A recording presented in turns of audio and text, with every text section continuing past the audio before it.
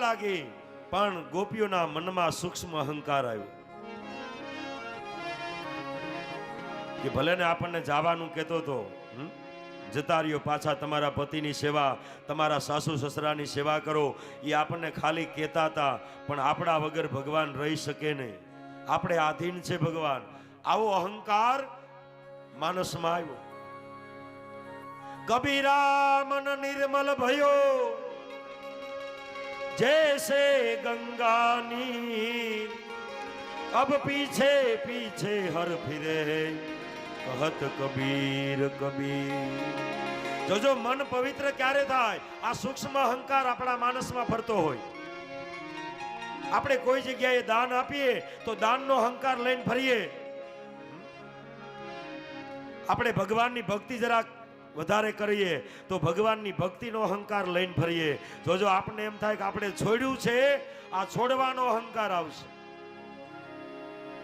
કોઈ ઝાડ ઉપરથી તમે પાનને તોડો એમાંય ફેર, અને સુકાઈને એની મેળે ખરી જાય એમાંય ફેર. કબીરા મન નિર્મલ ભયો જૈસે ગંગા નીર, પીછે પીછે હર ફિરે કહત કબીર કબીર. એની મેળે છૂટી જાય, ખબર વગરનું છૂટી જાય. આને સંતોએ ત્યાગ કહ્યો છે. ત્યાગ અને વૈરાગમાં ફેર. જોજો આપણે છોડીએ એની આપણને ખબર છે, આને ત્યાગ કર્યો કહેવાય, અને વૈરાગ તો એની મેળે આવે. આપણને ખબર વગરનો વૈરાગ આવી જાય, આનું નામ વૈરાગ. હવે ખબર વગરનો તમને દાખલો આપું, તમને સમજાય એ ભાષામાં. તો આપણે નાના હતા ત્યારે જે પુરુષો હોય બાળક બુદ્ધિમાં મોઈ દાંડી રમતા હોય, ગીલી દંડાએ રમતા હોય, કાચની ગોળીએ રમતા હોય. બેનો નાના નાના હતા ત્યારે ઓલા નદીમાંથી કાકરા વીણી આવે અને એનાથી છબાથી રમતા હોય. કબીરા મન નિર્મલ ભયો. હવે કોઈ એવું કહી શકે કે આ તિથિ આ તારીખથી અમે આ રમત મૂકી? કોઈ કહી શકે નહીં કે અમે આ તિથિએ આ આટલા વર્ષ થયા, આટલા વર્ષના થયા અમે આ રમત મૂકી દીધી. બેનો એમ કહે કે અમે છબે રમવાનું મૂકી દીધું, ન કહેવાય. પુરુષો એમ ન કહે કે અમે દડે રમવાનું, કાચની ગોળીથી રમવાનું છોડી દીધું. અમુક ઉંમર થાય ને એટલે એની મેળે મેળે બધું છૂટવા મળે. એમ ભક્તિ કરતા કરતા, સાધના કરતા કરતા એની મેળે બધું છૂટી જાય. આને સંતોએ સાચો વૈરાગ કહ્યો છે. નકર તો તમે છોડ્યો એનો અહંકાર આવશે. ઓલા રાજા ભરથોહરીની વાત છે ને, રાજા ભરથોહરી જોજો 92 લાખ માળવાને છોડ્યો, પિંગલાને છોડી, અને ગામે ગામ ઈ આખી જમાયત ફરતી હતી. એમાં વડલાની નીચે વિશ્રામ કરતી હતી. બરાબર વૈશાખ મહિનાનો તાપ, એટલે બધી બેનો પાણી ભરવા માટે આવે.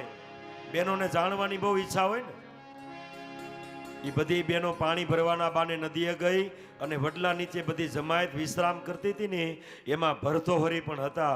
એટલે બેનોએ કહ્યું કે જો આ જમાયતમાં જેણે 92 લાખ માળવો છોડ્યો, જેણે પિંગળાને છોડી આ જમાયતમાં સાધુ થઈ ગયો ને, એ રાજા પણ છે. એમ તો કે હા. એટલે બેનો નજીક આવી. જાણવાની જિજ્ઞાસા બેનોને વધારે હોય. એટલે ભરથોહરી વડલાના થડ પાસે પાણાનું વસીકું કરીને સૂતો હતો. એટલે એક બેન બોલી, જો પેલો પાણાનું વસીકું કરીને સૂતો ને, એને 92 લાખ માળવો છોડ્યો, એને પિંગળાને છોડી. ત્યાં એક બેન બોલી, હા બેન, જો 92 લાખ માળવો છોડ્યો.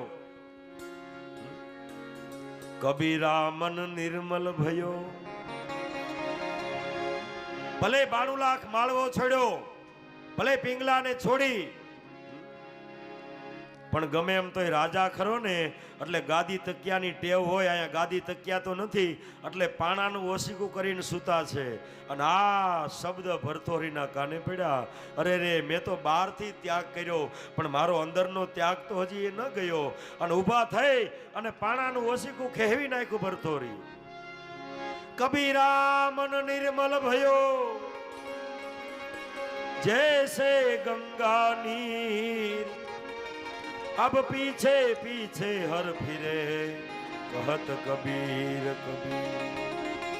જ્યારે મન પવિત્ર થાય, જ્યારે મનમાંથી અંદરથી જ્યારે ત્યાગ થાય, આને સંતોએ સાચો વિરાગ કહ્યો.